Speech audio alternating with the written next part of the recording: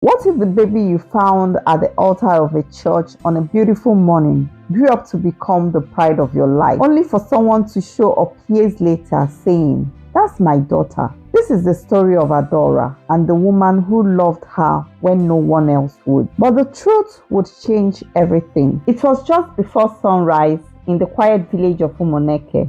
The sky was misty, the crickets fading into silence. Esther walked into the churchyard like she always did, holding her mop and bucket. 12 years of sweeping and scrubbing. She thought it would be a normal morning, but it wasn't. Near the altar steps, she saw something. A small bundle wrapped in a white cloth. Still and quiet, she moved closer. Her heart began to race. It was a baby girl. Curly brown hair, golden hazel eyes, skin like warm bronze, no notes, no name. Just a soft cry and silence all around. Esther dropped her mop and lifted the baby slowly. She looked up at the ceiling at the church and whispered, "Where did you come from, my child?" She quickly carried the baby and ran to the priest, who advised her to keep the baby since she was a bit older and had no children of her own. Rumors were making rounds very fast that a baby was left at the altar, and they were saying maybe it's a cursed child, or maybe it was somebody's mistake they are trying to hide. But Esther didn't care. She brought the baby home, fed her with pap, cleaned her up, held her close. She named her Adora, daughter of the people. People whispered, "No child in this village looks like that. Maybe she's the child of Aaron's girl. Maybe her father was a white man." Esther ignored them all. "She's mine," she said. "God gave her to me." By age 5, Adora had grown into a beautiful child. Her skin had a bronze glow, her eyes sparkled like honey in sunlight, her hair curled in soft waves. She didn't look like anyone else in the village. Some children avoided her. Some adults called her city child. Others said she doesn't belong here. But Esther never treated her differently. Every birthday, she made her a small cake. Every night, she kissed her forehead and said, "You're not a mistake, you're a miracle." Adora believed her. Until one day, something changed. By the time Adora turned 12, school became harder. Boys stared at her like she was strange.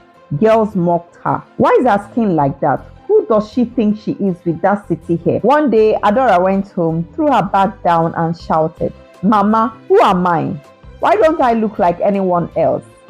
Adora looked very disturbed, with too many questions, eyes seeking for answers. Esther sat her down quietly, took her hand, looked her in the eyes. "I found you at the altar, Ada. You had no one, but from that day you became my everything. I may not have given birth to you, but I raised you with love." Adora cried. Esther cried too. Adora felt lost and found all at once. Adora was gifted. She sang like a bird. She drew like a professional. She topped every class. But the more she shone, the more the village dimmed around her. "She's too smart. She's not like us. Be careful. Her beauty is not normal." Adora stopped going to village weddings. She walked quickly past the streams. She avoided mirrors. Would I still be me if I wasn't so different? She often asked herself in silence. Just before her 17th birthday, everything changed. A convoy of black SUVs drove into Umoneke. Children chased after them. Dust rose in the air. A tall woman stepped out, elegant, glowing, and powerful. She held a photo. "Have you seen this girl?" she asked the villagers. "She will be 17 by now. Hazel eyes, coily hair. She was stolen from me. Nobody knew." Until a young boy pointed towards Esther's house. "There is a girl like that who lives over there," he said. The woman's heart skipped. They arrived at Esther's house like a storm, and tears filled her eyes. "It's her. It's really her." She pulled out a faded photo of a baby. Same eyes, same coils, same birthmark. "My name is Ifunanya. I'm Senator Dike's wife. Our baby was kidnapped 17 years ago by a housemaid. We buried an empty coffin." Esther was frozen.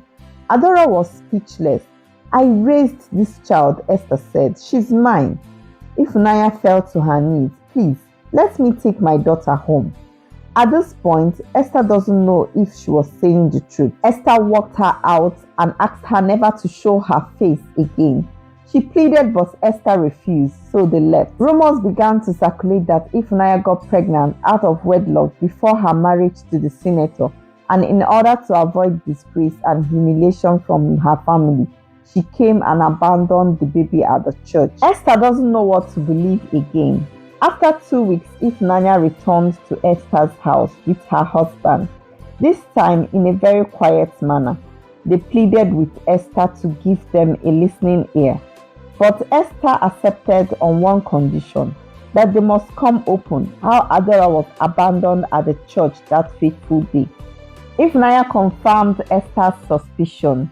17 years ago, she abandoned Adora herself to save herself and her family from shame. She was rejected by her family when she got pregnant out of wedlock, and that she was too young to carry such burden all by herself. After narrating the story, Ifunanya and the husband asked Esther for forgiveness for putting her through 17 years of hard labor. Esther finally forgave them and told them that Adora has brought nothing but joy since she came into her life. Ifunanya and the husband were happy to be forgiven, and they made an appointment with Esther to meet again, and they left. When Adora returned from school, Esther explained all that transpired, but didn't open up to Adora about the confession Ifunanya made to her.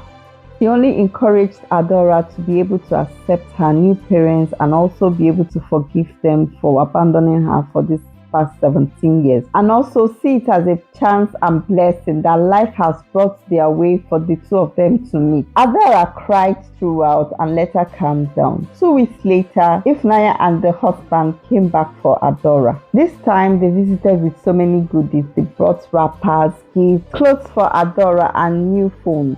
When Ifunanya saw Adora, she fell on her knees and began to apologize for abandoning her. Adora cried uncontrollably, remembering all the humiliation and discrimination she has faced in the village. Esther begged her to forgive. Now Adora has to choose between the two mothers, the one that have always been there for her or the one that just showed up in her life. Adora couldn't come to terms with living without Esther, whom she has known all her life. Esther tried to convince Adora to embrace the opportunity life has offered her against the humiliation she faces amongst her schoolmates for being different. So both Adora and Esther have now decided that Adora will visit to at least get to know her new mother. In the following week, Adora moved between two homes, a city mansion with chandelier and marble floors, and a village hut with a cracked window and a mat. Ifunanya loved her. She bought her new clothes, hired tutors, even got her a personal piano instructor. But each time Adora laughed in the city, her heart remembered Esther, the woman who fed her from her last cup of garri.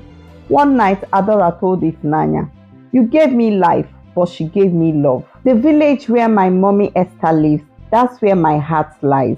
I would like to go back to see her." Ifunanya promised right there to take Adora back to the village to see Esther. That night, Ifunanya had a discussion with her husband, and she suggested to her husband that they buy a house in Esther's name in the same estate they live, which was placed for sale, in order to bring them closer. The senator loved her wife, Ifunanya, so anything that makes her happy makes him happy, inasmuch as Adora was not his blood. Ifunanya's husband cited that 17 years wasn't 17 days, that it would take time for Adora to come around. So the next morning, they drove Adora back to the village to see Esther. She was filled with excitement. She also explained about her beautiful experiences at the mansion. She also told Esther that she couldn't stay long because she was missing her. They laughed it off and then hugged each other. 1 month later, the senator and the wife Ifunanya extended an invitation to both Adora and Esther. Before the time of their invitation, they have concluded plans for the building they wanted to buy in Esther's name. So a grand welcome was planned. Cameras,